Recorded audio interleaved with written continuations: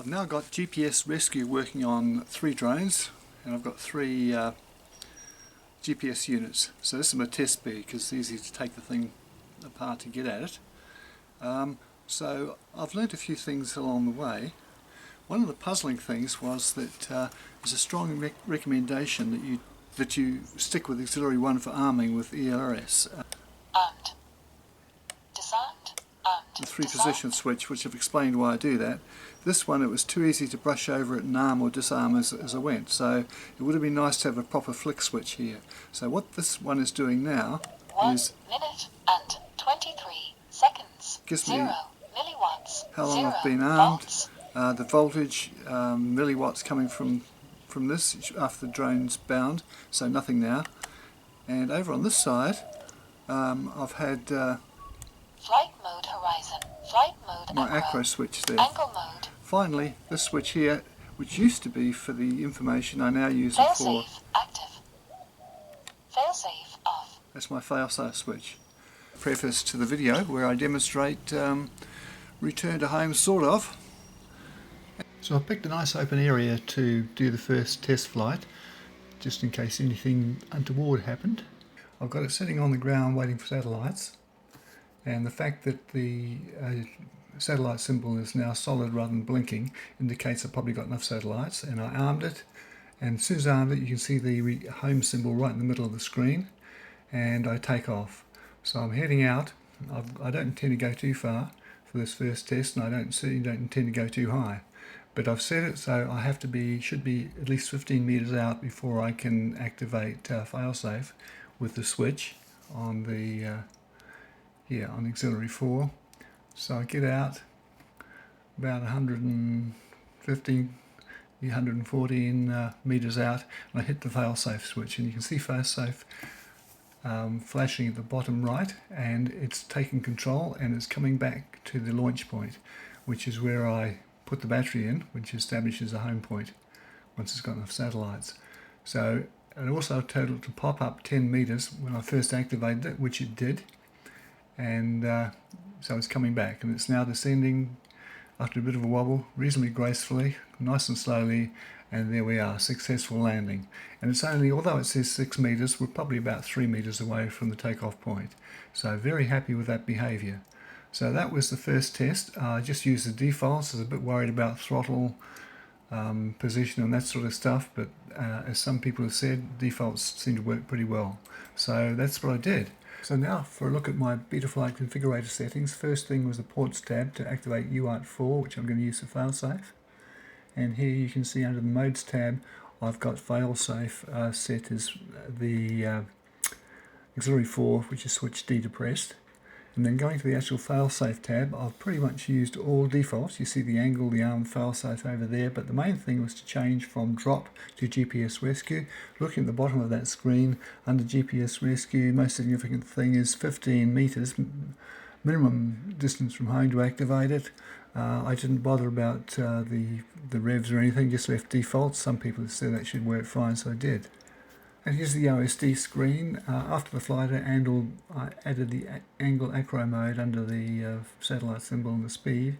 But on the left-hand side of the screen is the stuff that really matters to me, which is how far from home I am, and also the altitude, the average cell battery voltage, and link quality. And right down the bottom I've got my code for this particular craft, and then the messages where it says low volume, that's where you get Failsafe flashing and any other error condition. So that's how I set it all up. So after the successful GPS rescue, I carried it the short distance back to the pad to continue the flight. Took a moment to realise I hadn't turned the Failsafe switch off again, and then back in the air. So the number of satellites is climbing. At this point it's about 21. And another thing was I hadn't been flying Acro much because it took a while to sort out the different settings between angle and Acro with Betaflight 451. But when I did put it across to Acro, I was pleased with how docile it was. There's so much expo on it. In fact, I might wind it back a bit once I'm comfortable again. So continue the flight. A few guys on motorbikes over there, so I trail bikes, so I kept away from them. So overall, it was a pretty pleasing day. A little bit of wind, not too much. And at this point, I dropped a little bit low and temporarily lost video contact. Just popped it back up and I was fine. I've had a really good run with ERS, despite the fact that I've moved across from Auxiliary 1 to Auxiliary 3 for arming, which hasn't caused a problem for me yet. But I haven't lost contact. The lowest I've been, I think, is about link quality of 40, and that's still been fine. In fact, Oscar Lang was saying probably get down to around 20. But at this stage, I'm up to 25 satellites, just looping back across, and it's all going very smoothly. So I've just about got the on-screen display where I want it. I was quite resistant at first, didn't like the idea of stuff all over the screen, but now I realise the value of it. So the metrics that matter most, well, apart from satellite when you get ready to take off, but once you're up in the air, it's the distance from home, the altitude, the average battery per cell voltage, and also link quality that I'm most interested in, which is the top left, and of course the direction arrow right in the middle to show whether I'm pointed towards home or not. On the top right hand side, underneath the speed, I've now added to show whether it's an angle or acro mode, something I should have done. And looking down at the bottom left corner, that's my convention for identifying the craft. So this has a Bugs 3 frame. It's the first one, and it's the V4 version of the Speedy B405 flight processor, and the video system on this one is NTSC. Most of the others are PAL. So looping back, and I noticed a guy on a scooter, probably going off to join his mates with the trail bikes. So another loop around, and I'm pretty happy with how it's all performing.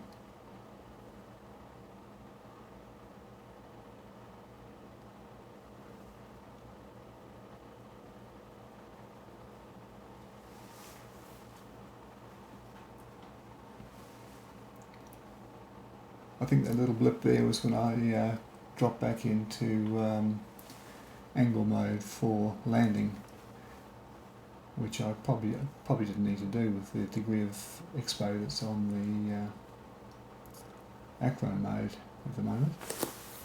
It's something I'm used to doing for takeoff and landing.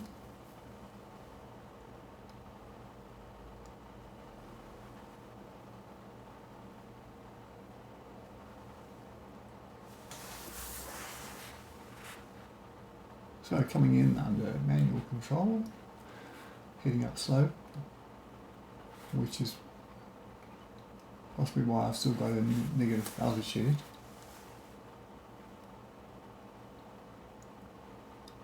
Satellites dropped off to 24, which is still more than sufficient.